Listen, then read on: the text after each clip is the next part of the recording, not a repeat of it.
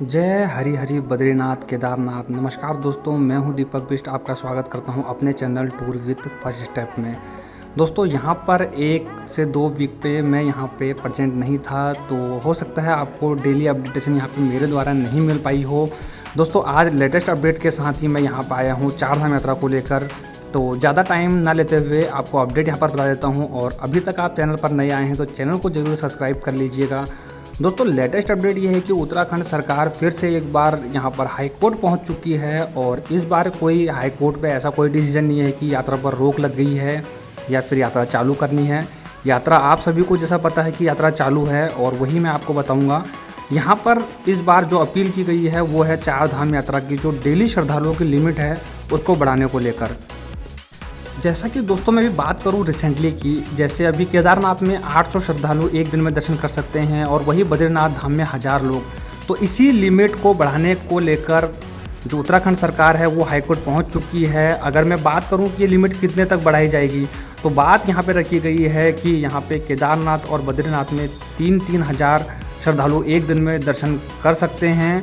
तो अब देखो 2 से 3 दिन में जो भी यहाँ पर हाईकोर्ट का फैसला आएगा वो बिल्कुल पॉजिटिव आएगा, क्योंकि सीधी सी बात है सामने जो समय है वो रह चुका है बहुत ही कम, और यहाँ पर जो श्रद्धालु हैं वो उनकी है भीड़ बहुत ज़्यादा।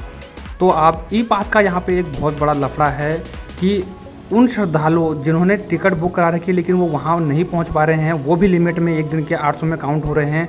उनके चलते उन लोगों के दर्शन नहीं हो पा रहे हैं जो कि रियली में दर्शन करना चाहते थे, और बिल्कुल इंतज़ार में लगे पड़ रहे हैं कि ई पास बने तो एकदम हम उसी दिन वहाँ पे पहुँच जाएँ।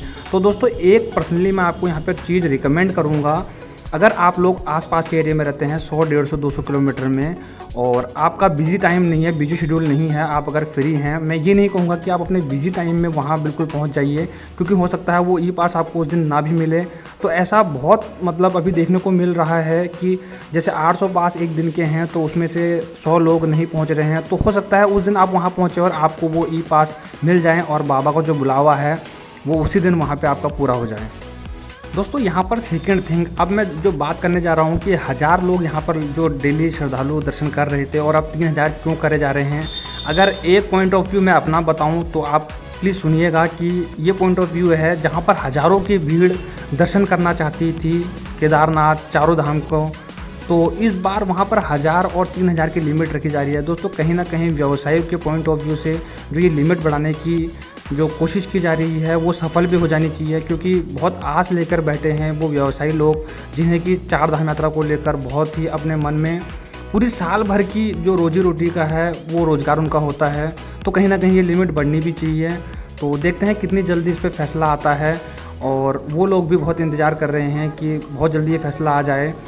तो आप भी अगर जो मैंने आपको पॉइंट बताया कि अगर आप का जो शेड्यूल है वो बिज़ी नहीं है अभी और आसपास के एरिया में रहते हैं, तो आपका अगर वहाँ पे जाने का बिल्कुल इस बार मन था कि बाबा का बुलाया आए तो हम वहाँ पे चले जाएं, तो जो दिन के 50-100 जो पास कैंसिलेशन हो रहे हैं यहाँ पे, हो सकता है उनमें से आपका नंबर आ जाए और उस भीड़ में आप भी काउंट हो जाएं, और आपका भी यहाँ पर जो केदारनाथ देखने का जो मनोकामना थी आपकी वो यहाँ पर पूरी हो जाए।